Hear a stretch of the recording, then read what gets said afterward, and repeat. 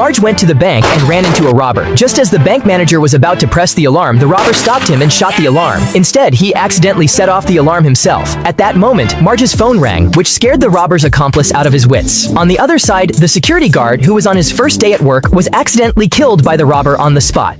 The rookie robber, realizing he had actually killed someone, panicked and immediately escaped through a window. Meanwhile, the sheriff had already arrived at the bank and was leisurely eating a donut. Seeing the sheriff do nothing, the other cops immediately started drawing sketches. Oh, a shooty steely.